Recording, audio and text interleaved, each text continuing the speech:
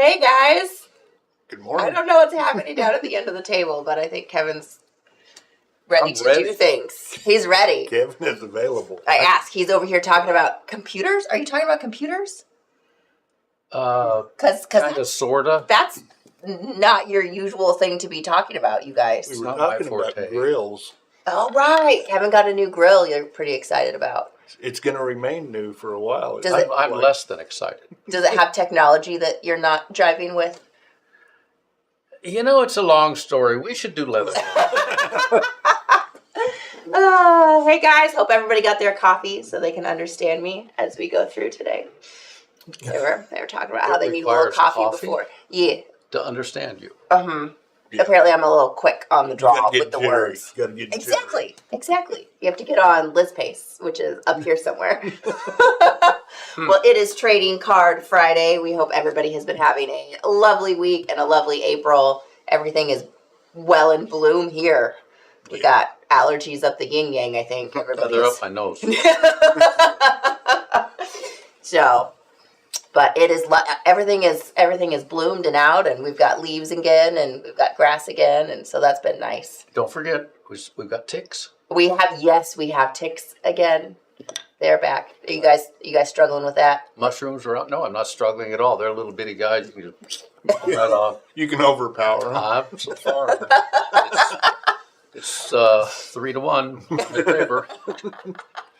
Well, that's good. Alrighty. Well, I hear that Kevin is going to be working on... Oh, don't tell them. Let them figure it out. Okay, so apparently you guys have to guess what Kevin is working on. And Denny has some Sheridan floral for you. Yeah. And I've got some brand new Ed LeBar pedal lifters. Oh, that's right. You bought a whole set when he was here. Yeah. And a brand new maul. My goodness, Denny. You just have, trading card... You should scan these in. Look, we have having a case of trading card frenzy. Look right at all. Well, I wanted to be ready for months in advance. Look at all these trading card designs that we've got going on here. Yeah. Those are really cool. Look at this summer that we have to look forward to. This is going to make us through until the end of the year, I think, at this point. In any case. All right. Well, you guys I think I'm going to use primarily one.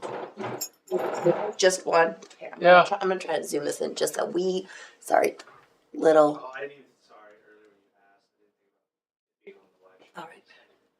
Is it okay? So do I need to move over or? I mean, if you want to scooch closer to Denny, I'm happy to let you do that. But otherwise, we can just kind of look at the edge of your thing there. I like Denny, but I mean. Yeah, I think we're okay. Okay, we're good friends.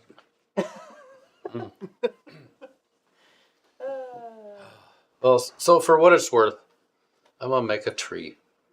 He told you guys. Yeah, I did. I just thought about that. I said I'm gonna make that elusive North American pine. And I love that tree. Or is it some other kind of pine? I don't even know. But I'm gonna make a pine tree. How is it elusive? Well, it's elusive in that it's very hard to find on leather. And it's hard to make on leather. Well, it's not really all that hard, but it takes some practice. And I will say, it's just not as easy as what it might appear to be. What tool are you using, Kevin? It's a 976. Okay. Is that an F? 976? F976. Yes. I haven't made one of these trees in a while, but today's the day.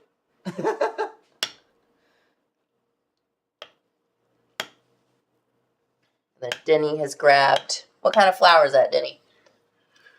It's kind of a frilly leaf deal. I'm not sure.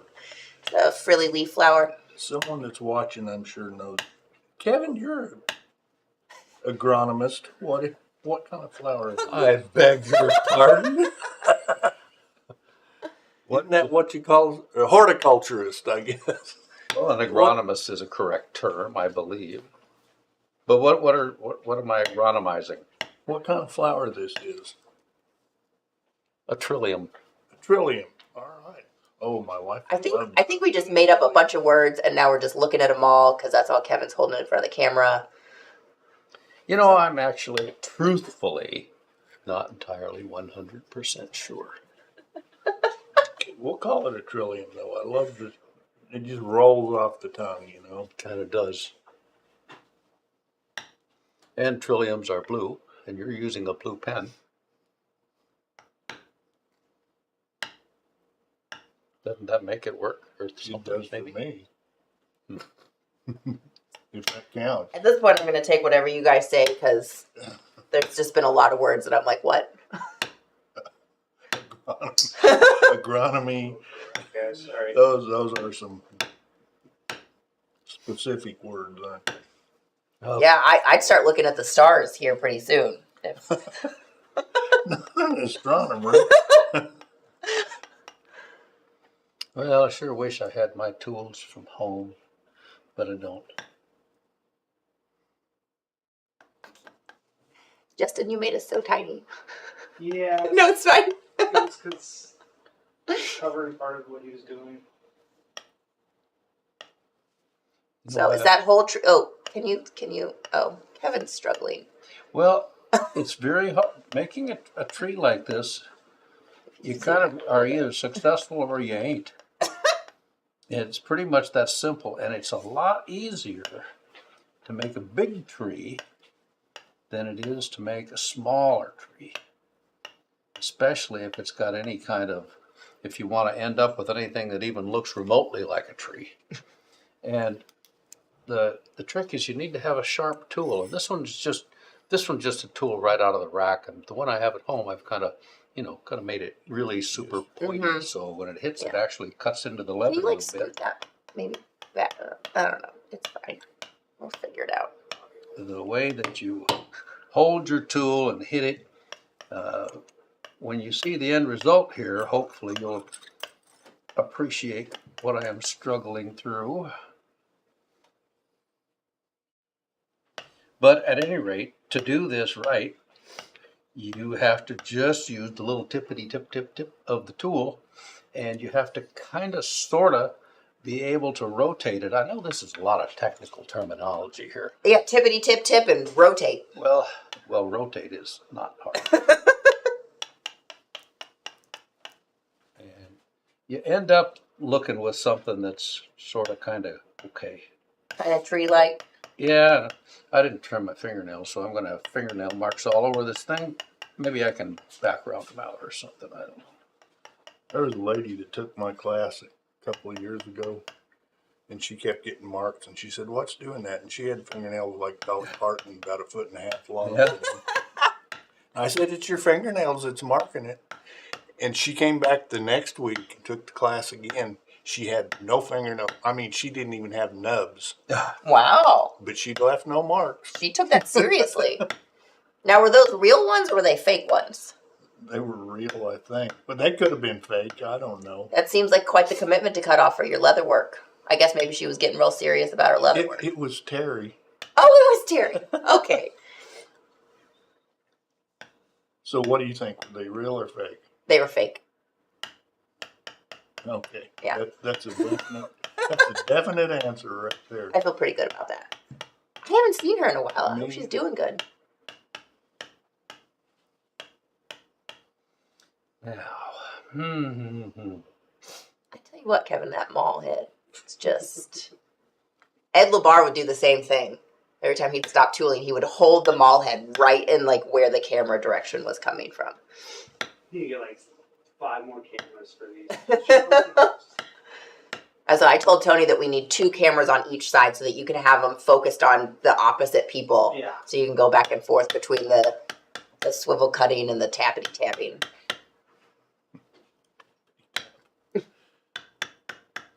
you actually have to go back over your work on these trees several times. And it's a little bit, it's so easy to make something that just looks totally fake.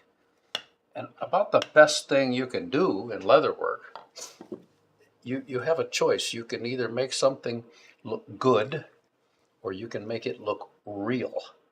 Making something look real is very difficult. And, people like Jim Linnell and other folks that do figure carving, they've reached that balance between real and fake. Mm-hmm. Because it's pretty hard to make an elk 1.5 inches high look real on a piece of leather. Right. But you can do a pretty good job. You can make it look good. And he does that. That's what I want to do with my tree. I just want to make it look good. Sort of, kind of, pretty much, mostly. Like a tree. People will look at it and say, oh, that's a nice tree. I'm successful right there. And that's all Kevin needs in life. Yeah, a little. I do wish I had a sharper tool, but that's okay. This will do. So is that the same tool that you have at home? You just modified the one that you have? A little bit, yeah. It's the same one. Okay. So you guys just modify your tools. Just buy 2 of everything and then make one of them how you want it. And then you can still have the regular one for when I guess you want something different. Yeah, That should be the leather craftsman's motto: is modify your tools. yeah. You kind of run into the need.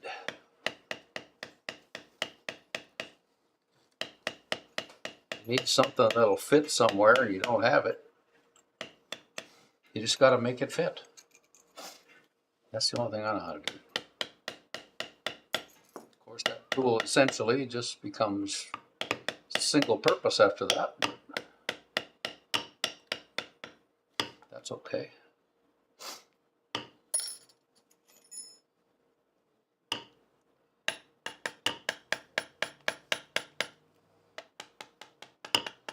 We're going to use some triangular bevelers in this. Have you guys ever been sneezed on by a walrus? Not more than once.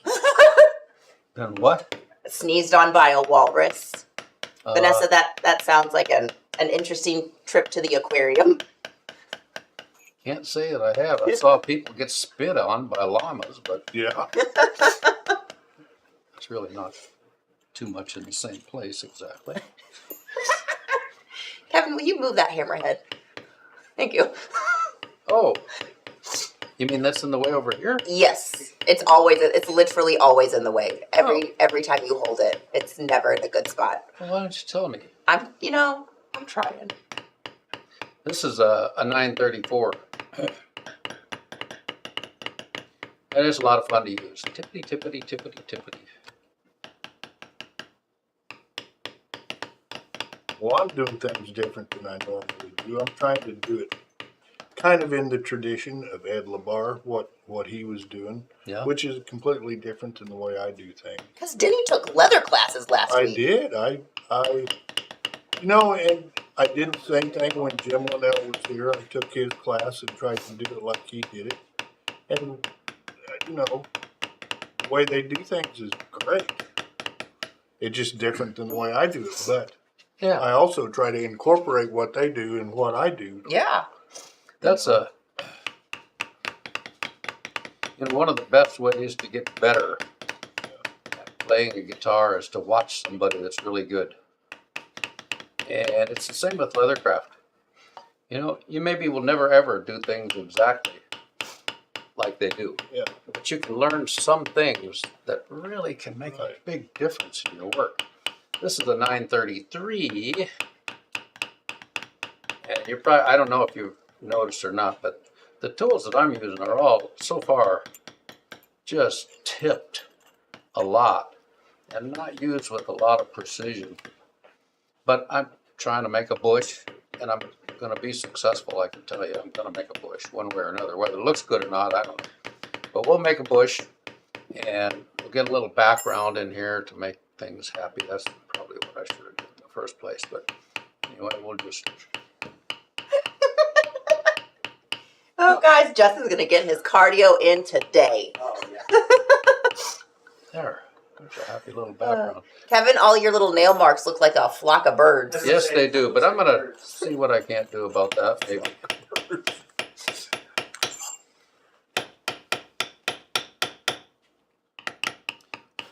Make some happy little mountains here. Bless you. It's not a competition, guys. Oh, it is. Now we've got everybody talking about all their wild experiences at zoos. Well, you could have wild experiences in worse places, that's for sure. I suppose you could have a wild experience in the wild with an animal and wish you were in a zoo. Yeah. Yeah, I sure wish this thing was behind bars. I love if anybody follows the National Park Service on Instagram, it's probably one of it's just like the best government service ever online because they are sarcastic like Wendy's, but about nature things. If you have not followed them on Instagram, you should go follow the National Park Service because it is hilarious.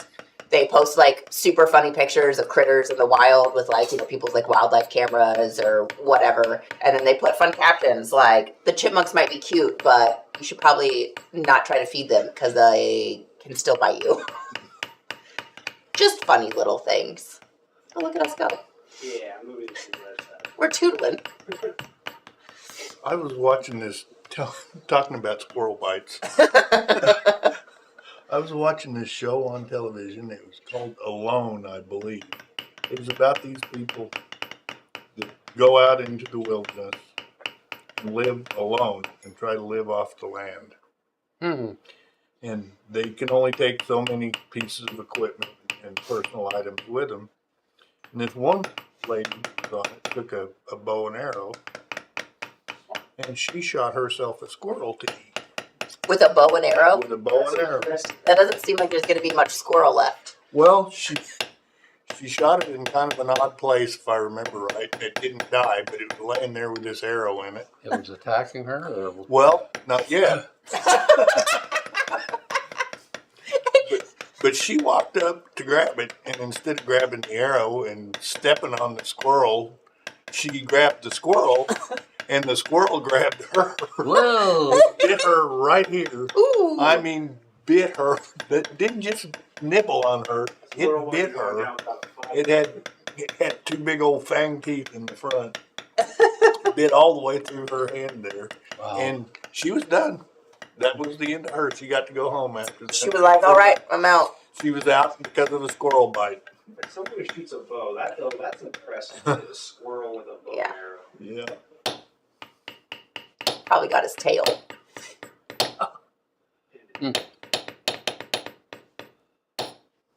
I had something odd happen to me, sort of on the same nature. One time when I was a kid, I was probably 15. You know, I used to fish a lot. And where I grew up was pretty darn good fishing. And I decided I was going to go one day and biked out to what we called the River Bridge and got down underneath it there. And it was always pretty good fishing. I was catching little catfish, little ones, like 5-6 inches long, and hoping for the big one. And I've caught a million of them things in my life, and Maybe they somebody wants to got look those at pokey fins, Yeah, and they those really little can ones are hurt a really lot. sharp. So Somebody probably wants to look at what you're doing. Okay. well, go ahead, show it. Oh, he just covered the whole thing up with his dead weight. Sorry. I didn't realize which side I was on. Okay. So anyway, I've unhooked a million of those things and let them go. I caught a little one, and it was a really little. It was only 3 or 4 inches. I was holding on to it, and he flipped, and see that little white spot? Uh-huh. He hit one of those little tines, just went right in there, and it kind of went a little deep, but I mean, no big deal. I yanked it off, threw the stupid fish back in the river. My whole arm went numb. Just bang, just couldn't move it. Apparently he hit a nerve or something. I thought, this is weird. I can't move my arm. Crippled by a catfish. So I tried moving it around a little bit and finally got to the point where I could move things and talk about hurt. Oh my goodness. Yeah, I want that nerve to be dead. Major hurt. And finally it just, eased up, went away, and poof, back to normal, sort of, kind of. But you still have it. I have that little bump right there, which And then I Like, come to knotty learn nerves. small catfish oftentimes have this stuff on their that pointy part of their Yeah. fin that kind of it's a toxin. Almost like a venom, huh? Yeah, I got venomized. Venomized. Vanessa said that she's going flounder fishing this weekend Oh, wow. in Connecticut. Well, I love to fish too, but I've never been deep sea fishing in the ocean. The ocean is kind of a scary place to me. There's a lot of big critters in there. It's quite large too. Yeah, and real deep. Ankle deep, that's it. Yeah, I don't know. I mean, I went on a cruise and like that was cool, but I didn't really have any desire to like get in the water.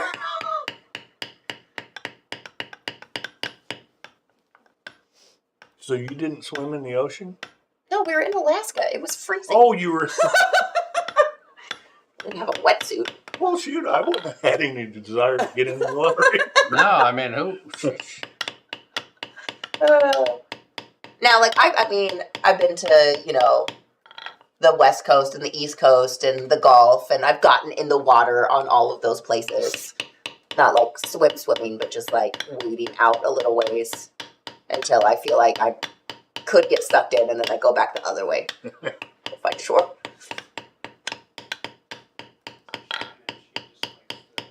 Hop in and go as far as she can go, and I'm like, you're brave soul. No.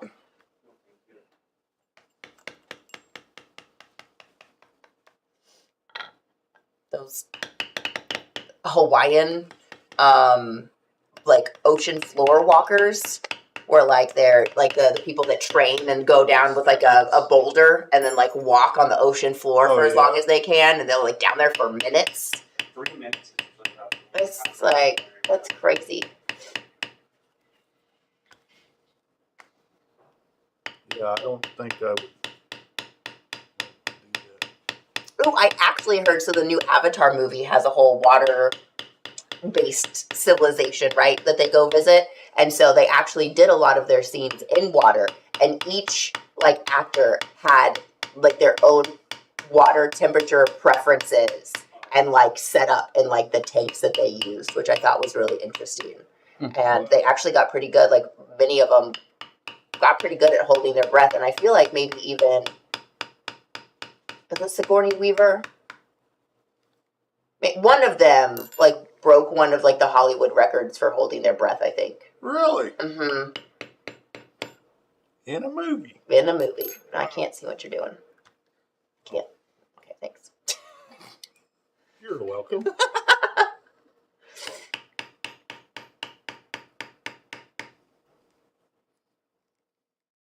Ooh, Vanessa said deep sea fishing out on South Padre Island is pretty fun. I have been there before. That was my experience with the Gulf is on South Padre. We went in the winter, and it was like the coldest winter they'd had in decades. So that was a little bit of a bummer personally, but it was still really pretty.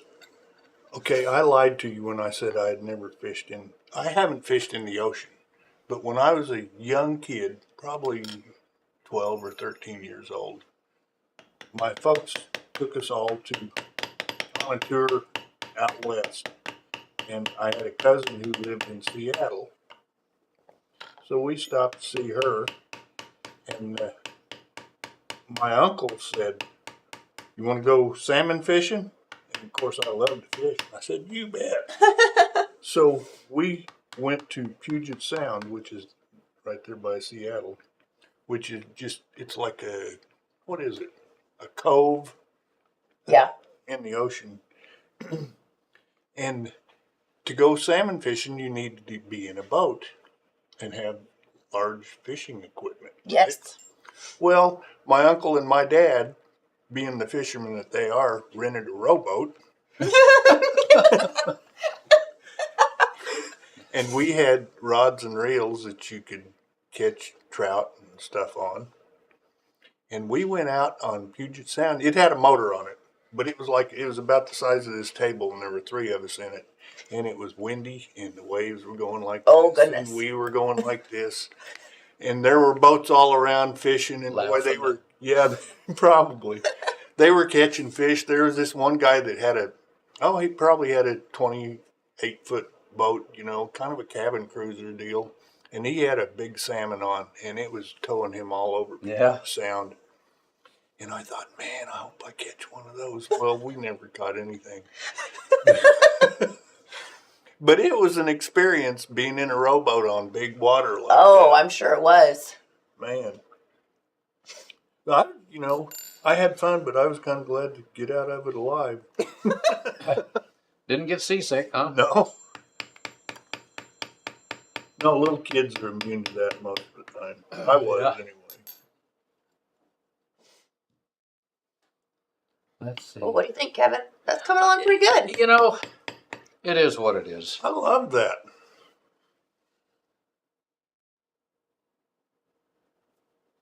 I'm That's pretty good. Don't forget to Do sign it. another one.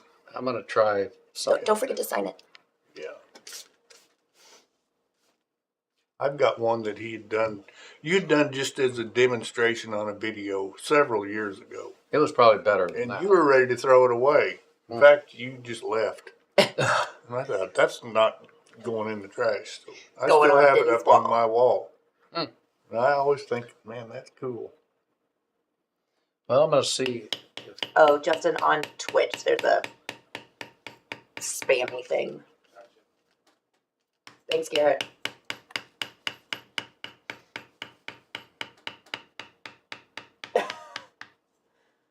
The Smole said that they've been bit by a squirrel. They can crack nuts. They can crack your finger. Next time. I remember Dusty got bit by a squirrel on retail one time. Oh, We had a squirrel visitor on our showroom floor, and one of the guys that used to work in our shipping department went up there and fetched it, and he did get it, but he also got bit in the process of getting it. Wow. But we got him off retail.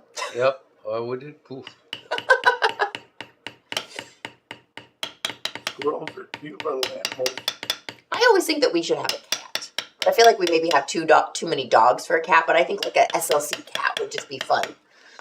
Like, like at the pet store when you go in and they have just like the cat that lives In a at the cage? store. No, not in a cage. At my pet store that I go to, they just have like a free roam cat that just lives at the store with the bird. So they have like a live-in bird and then a live-in cat. And the cat's always just like hanging out. Random places you would find that cat. Well, sometimes he'll just be sitting at the exit. So like the door opens automatically and sometimes he just sits it. He doesn't go out the door, but he just sits at the door. And I think it's like the funniest little thing to watch. And then half the time he'll just be laying in really funky places. And you just like find this cat. It's like Where's Waldo when you go to the pet store to buy dog food. There you go. I don't know how to put this word. Maybe you don't want to see I think you're that. good. Because we're here. Okay. Hey Wayne, glad you can make it.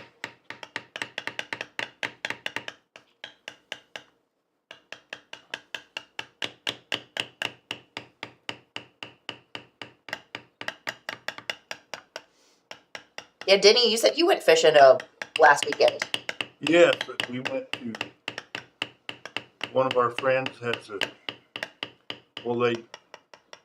she actually inherited this cabin on the Lake of the Ozarks, and it's right on the lake. She's got a boat dock and everything. So we went there, but it was really windy, Mm-hmm. and it was almost cold. But I caught some fish. My wife caught a bunch of fish, little perch. But I caught some catfish. I was wanting to catch some crappie, but they weren't biting at all, so I did not. No catch crappies. it. No crappies last weekend. It was crappie fishing. There's so many boat docks on that lake that you have to like find a good boat dock that they're Yeah. moving around. Well, she said usually her dock, when they're fighting, her dock is a good place to fish. It was not last week. But it was fun. I got to get outside.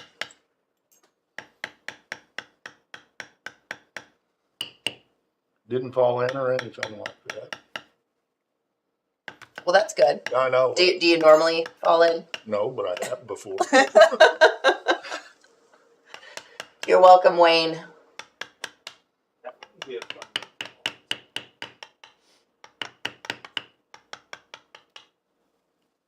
Where do we get our water from? Is it Truman? No, we Stone Lake, or I mean, Fellows. Fellows Lake, that's what it is. We get our water from Fellows. You're not allowed to fall in that lake. We also have You stay in your boat. Yeah, we also have a pipeline from Stockton Lake. Do we? Don't we? Yeah, I believe.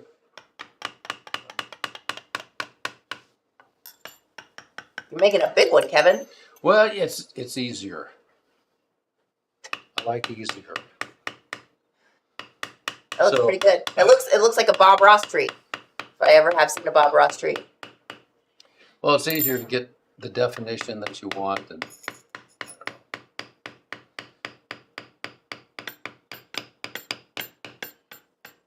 it just requires.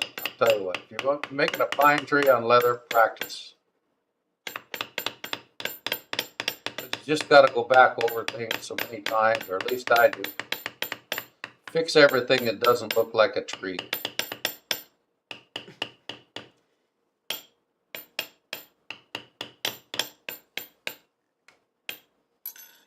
Why they make tools in different shapes so you can do this kind of stuff. And then they're still not the exact right shape, so then you have to fix it.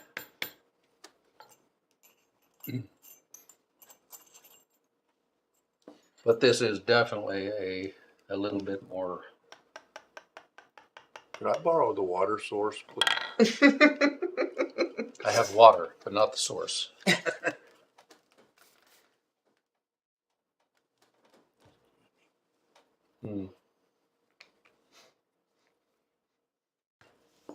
As far as going, What Ed does, Mm-hmm.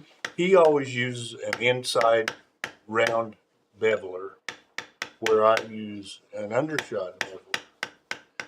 But then the reason he does that is because he uses pedal lifters later. And if you use an undershot, it ruins the effect that you can get out of a pedal lifter. So I used, instead of my undershots, I used a round inside beveler this time. And also, I usually background everything and then do all of my thumbprints or pear shading after that. He always, before he backgrounds, he does his pear shading and then he does his pedal lifting. So that's what I'm going to do. And another reason I'm going to do that is because I forgot to bring the backgrounder with me. But the main reason is because I think we really just got to the to the core. meat Yeah. of the subject.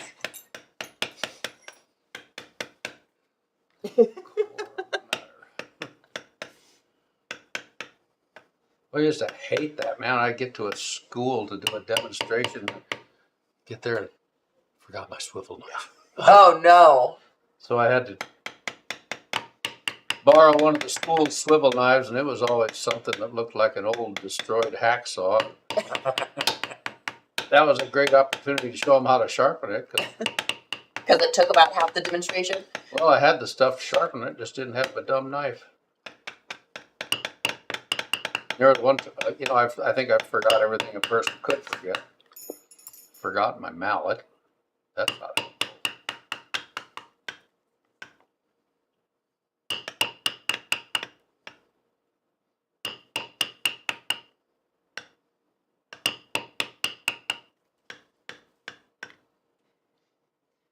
Hey, Randy.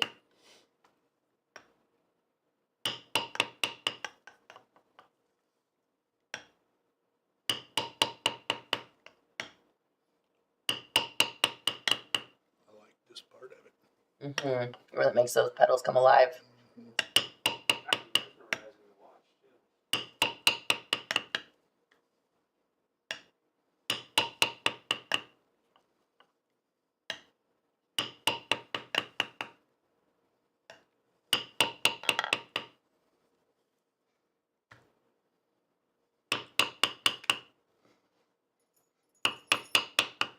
Well, let's see here. So, Kevin, have you done too much hand sewing? You do a lot of lake seeing, but I don't really. Do you have in your career of leather crafting? Did you ever do much hand sewing, or not really?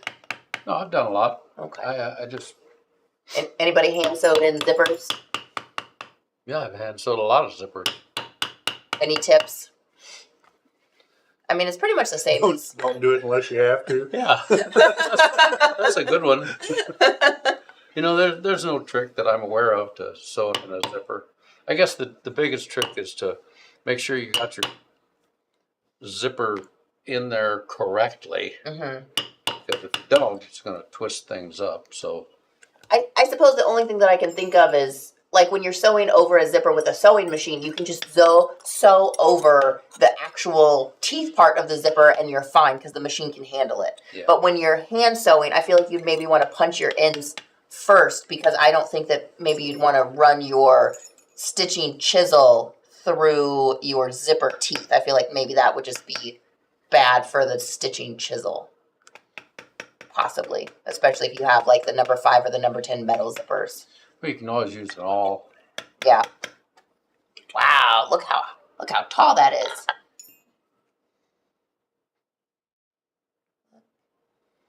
Wait, Really wiggle. coming up. Yeah. Watch how good this works, Kevin. It's a good thing Denny's left-handed right now. Right. We got the perfect camera angle going on here. That worked nice. Oh my, yeah. Yeah, that's really nice. So this is Ed LeBar's pedal lifters. Denny bought a set when he was here last week. You don't have to have Ed LeBar pedal lifters to do this. We sell what they call a pro pedal, Mm-hmm. and they work too. But he has some that are a little bit larger than the Yeah. pro pedals are, and they're the shape of the tool is a little bit different than the pro pedal. But I don't know that it's really nice that you can buy a set that you don't have to do nothing to. right, That's pretty handy because all my pro pedals that I've had, you've got to just make sure they're correct. yeah, And yeah. it's not hard. It's just a matter of doing it. Let's see, Denny, we got in those ruby swivel knife blades here a while back. Did you use one of them? I have not tried them. Okay. Have you guys? I did. I cut with them. Yeah, they work great. I don't know what else to say. They just work great. I don't like the fact that you have to have a certain knife to be able to use them. Yeah. That I don't like. I wish they would have just made it standard size so you could use it in a swivel knife, but they didn't. So, that's just the way it is. I'll say if you're willing to pay the price, it's going to be a good blade. Yeah, and the ceramic blades. Oh, man, that was nice. That really worked well. And Ed used one of those last week when he was here. He had a ceramic swivel knife blade. I did like that, although I here I am using Denny's metal blade. That's just nice. You can't fuss about a good sharp metal blade.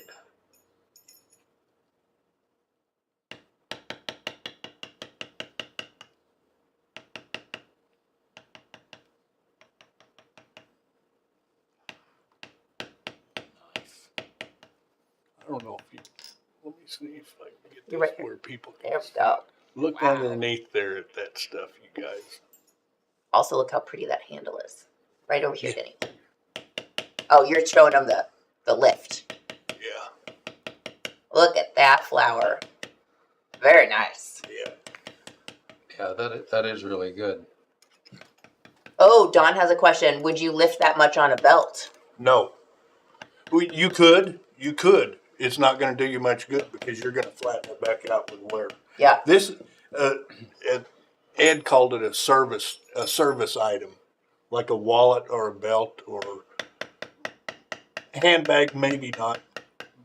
But those kind of things, you're wasting your time doing this because you're going to be sitting on a wallet. You're going to be smashing your belt up against a file cabinet or whatever, But Well, I agree with that up to a point, but it kind of depends on what you're going to do with the belt or the wallet. Are you making it for somebody? Are they paying you? Sometimes it looks just pretty darn good to do that. Even though it is going to come down, it still looks pretty darn cool. Yeah. Okay, in answer to your question, yes, you can do it on anything. Right. But it's going to work better on some things than others. Or it'll just the longevity, you'll Right. have more longevity with some things. But hey, if it makes your customer happy when they first get it and it's going to wow their world, even though it's going to lay down, maybe it's worth it. Yeah, I kind of think, it is sometimes. Might I regain the water source? Oh, the water source. Spit on this, will you? Let's hear it. Christine said that she has a hard time applying enough pressure to cut deep enough or consistently. So I don't think that it's the blade that is your issue unless it's not stropped well enough, like unless it's maybe. It's gotta be pretty darn sharp. Yeah. You're Otherwise. talking about the pedal lifter? No, I think she's talking about a swivel knife. Oh. And so I think maybe your moisture content in your leather may not be correct. That's very It's important. entirely possible. Mm-hmm. Whoa. Because you really, I mean, when these guys are cutting, you're not pushing excessively hard. No, what I always tell the people that take my class, you aren't trying to scratch the leather. You're trying to make a nice bold cut because I don't know if you can see it, but Maybe go to the overhead. yeah, but your blade is shaped on a bevel like this, right? So you're trying to push the blade in so it'll open up that leather, the cut. That's the main thing. So you just want to make a nice bold cut. It doesn't necessarily have to be overly deep, as long as it opens up nicely. Yeah. I think, Christine, playing with your moisture content and making sure that you do have enough water, because if it's too dry, it's not going to cut well. Like it's almost going to be like you're scratching the leather, but you might just be cutting through the grain. Yeah.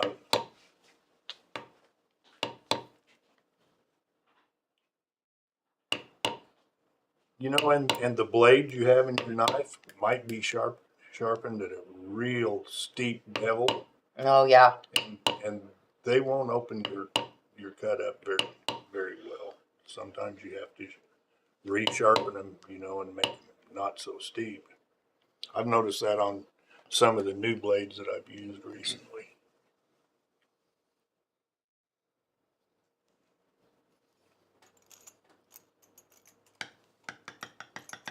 Oh. She's trying to work around a nerve injury. So she has outline issues that may not be leather related. And he uses those pencil things as his hands. He struggles with. Oh, okay. Well, I don't know if it would help. yeah, so He uses it on his swivel knife as well. you might, if you have a hard time gripping, if your swivel knife shaft is maybe too small for your hand to hold, if you have a hard time holding something that small, you can try some of those pencil grippers. So like just those little sleeves that you can slide onto like your pencil when you were in school, and to fatten up that post a little bit to maybe give you a little bit more room to grip. That also might help with your specific situation. Hi, George. Welcome. He finally caught a live show. He usually just has our shows on in his shop while he's working to pick up our little tidbits of knowledge and listen while we talk about fishing, apparently. Oh, Kevin, you mentioned something about mushroom season. Have you found any? I did. We went out last Sunday, Becky and I did. We picked about 20, and that was nice. They were good big ones, so brought her home and ate the 10 or so that we picked the previous week and called that good. Now, how do you store your mushrooms when you get them home? Just put them in a water container and wash them off. Let them sit there in the water. Change the water every couple of days. It depends. If it's later in the season, then we add some salt to the water to discourage the critters. I heard something the other day. Someone was asking a famous chef how he stored his extra bacon or his leftover bacon. Mm-hmm. And he said, "I've never heard of such a thing." Who has leftover bacon? Well, you can putz with this stupid thing all day, and I probably would, except that I'm not going to. And I forgot a mule's foot. So what am I going to use? Kevin, what are you doing? I'm scraping on the back of my piece of leather. What are you doing? Watching you. Kevin's trying to make it bubble. No, just kind of poke up a little, not much. I mean, I wasn't thinking about doing that, so I really wasn't kind of prepared. If I was, I wouldn't have had the tape on there to start with, but I did. So I sprayed some extra water on it, on the back, and that's why it's kind of coming through on the front, but that's okay. We got something that looks sort of kind of pretty much like a little scene there. Morning, Jim.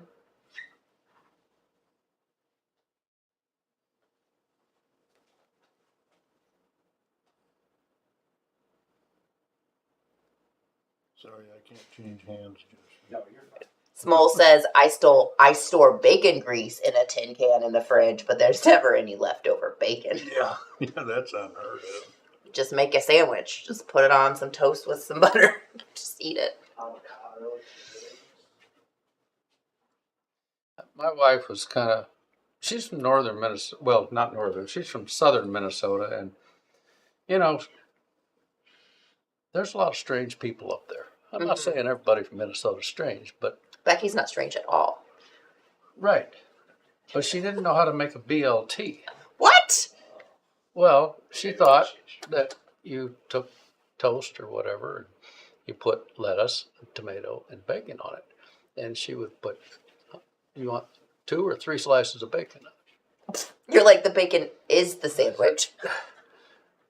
The rule is you buy a pound of bacon and that gives you 2 BLTs. That's the way it works. Now, sometimes there's an extra piece left, which goes to me. Just that simple. It's called the chef's snack. When we went to Herman Oak, the tannery, Oh, yeah. you remember after we'd gone, We went to that. we took the tour and said, where are we going to eat lunch? Mm-hmm. And the guy said, well, there's a BLT place. That's right. Just right down the road from them. Yeah, we went. A pound of bacon would not have covered what was on my BLT. No. I mean, that thing was I think I have a picture of you eating it. 6 inches thick. Man, that's my kind of BLT right there. It was a delicious looking sandwich. She knows how to make them now, so I can't fuss. He has shown her the ways of the bacon. One time we watched a cooking, like Netflix has all of those different cooking chef shows. And so we had watched one, and this guy had gone to a farm it was either Kentucky or Tennessee, and I can never remember which, but it was one of them. And they made, they did pigs, and they did pork, right? And that was their thing. And so we got done with watching this episode, and I turned to Chris and I was like, I need to buy some bacon from that place. And so I got online and I bought 8 or 10 pounds of bacon from this butcher place that smokes their meat for I don't know how many days, whatever it was. So it came in a chilled container. I spent way too much money on bacon. But we had it, and so it would be our weekend treat, or like once a month we would get this bacon out and cook it, and our whole house would smell like that smoked bacon for the whole week that we cooked it. That bacon had so much flavor, and it was incredible. It was thick and juicy and Great stuff. Oh, it was so good. One of these days I need to, maybe when Chris gets off his diet, he's starting to diet this week. Maybe when that's over, we'll get some bacon. Well, Everybody's going to go have a BLT for lunch. I kind of want one. And it sounded good. Yeah.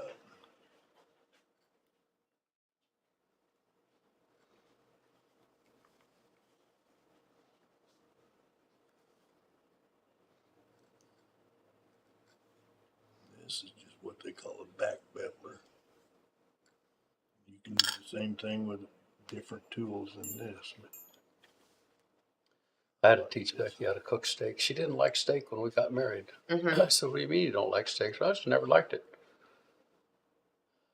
Well, everybody likes steak, I thought. So I cooked one, and she on the grill, and I like mine kind of medium rare, and she fixed whatever she was going to eat because she didn't want to eat steak. And boy, mine was just really good. And I said, try a bite of this. She said, okay. She looked at me and her eyes opened wide and says, how come that's really good? I said, well, Because I know how to cook it. yeah, I didn't put it in a furnace, you know. It's just, that's why I don't like steak. My dad always grilled those things so that they were like shoe soles. Oh, gross. No kidding. Anyway, that's what, that's my happy little trees and, Zoom in on this. They're so I don't have to beautiful hold it too, up. Kevin. Beautiful. well, I like your flower a lot. I was going to try that undercut beveler on those trees, but I can't figure out how to go about it. Yeah. I don't know what to do. I don't either. You might do your birds or something like that. I have no idea. Yeah. I love those though. Anyway. Well, But Kevin didn't sign them, so he needs to do I that. need to Oh. find mine too. Alrighty, now for anybody that wants to trade with us, these are trading cards. So if you would like, you can send in one of yours, and then we will send you back one of Kevin's or Denny's. Or if you send us two, I will try to send you a Kevin and a Denny. So we have, Denny's been doodling a lot, and we have a lot of, one of these days we need to get a picture of all those together. That would be a good background for something. Yeah. In any case, we got trading cards. We'll put them in this fun holder, and then we put it up. Maybe I'll throw it on the table before. Oh, look at that. Good job, Justin. Let me move forward a little bit. So that's everybody's trading cards. Beautiful, Kevin. no. Those trees amaze me. I'll tell you, stuff like that. You know what really makes those is when you dye them. But they got to be dyed kind of right, because you just go put green dye on it and it just ruins it. So maybe we could have you dye it. Ugh. Oh, because you still need to do your rose. I still have that rose somewhere in here. I'm going to put it in the Well, drawer. anyways, someday, I'm going to put that on the schedule. I need to if remember you, it takes green and light green and black, and then you got to mix them, sort of, kind of. that. Halfway a little bit. Yep. Yeah. Well, that's really pretty, Denny. Ugh. Let's see here. What is the next project? What do we have next week? I don't remember. I've got it on a clipboard I know. over by my I desk. do have a pretty good schedule. Let me look. You should have backgrounded that. I should. I definitely should have. Oh, well. Ooh, Denny, next week is woolly chaps. Oh, really? Okay, I need to be concerned about that. So next week, Denny will be making a pair of woolly chaps. You've got till Wednesday. And I'm not going to be here Saturday. So you've got I today. don't think I am either. Well, see, I'm not going to be here part of tomorrow. I got to remember that I'm not going to be here part of tomorrow. Well, it's Saturday. I You know, could take the whole day. but I got stuff I'm obligated for. Crystal, I think maybe in two or 3 weeks we'll be finishing that owl purse. I've got it on the schedule a little bit farther down. But that will be, we were waiting on our purse handle dies to come in so we could get the numbers made, so that would be all ready. So I kind of pushed it a little bit. But that will be in the next couple of weeks. But next week, Denny will be making woolly chaps. And I'm going to put Kevin on the schedule for coloring his leather stuff yeah. that he's been doing. Ha-ha! You know, Liz, Uh-huh. I have not colored anything in years. Well, then you should So, practice. There will be, it's got the tremendous Potential. potential for embarrassment. That's all right. Everything's I don't mind embarrassing you. life has potential for embarrassment. Yeah. Well, Pork Chop says, Kevin, not all of us up here in Minnesota burn our steaks, but there are a lot that do that. We don't all, but some do. I've told you the story of how all the Lutherans got to Minnesota, didn't I? No. Really?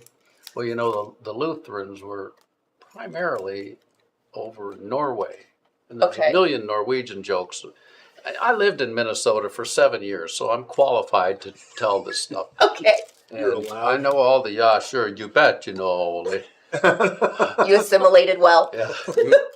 You got Lena, and we'll do some big lutefisk tonight. Anyway, this Catholic priest rather, he had a little problem with the Lutherans, and they just weren't towing the line as far as he was concerned, and so he thought that You know, it'd just be a better place, Norway would, if there weren't any Lutherans here at all, you know. So he went out and he he introduced a blight to the potato crop. And that's what they made the lutefisk from, or potato pancakes, or whatever you want to call it. I think lutefisk is the wrong word for that. But anyway, they took those potatoes and they just used them up, and they made those potato pancake things, and it worked really good. And the Catholic priest was mad about that. He, hey, I'm going to poison their fish.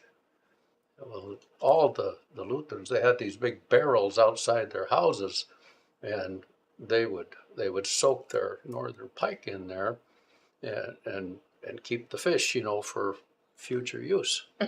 So he went around one night and put lye in all those barrels that he could find. Well, the Norwegians, they're pretty creative, those Lutherans were. That's what they made their lutefisk from, pickled fish. Okay. He said that was, they liked that. And the Catholic priest, he said, damn them all to hell anyway. And that's how they ended up in Minnesota. Anyway. And that's how they ended up there. Yeah, that's probably, I don't mean to offend anyone.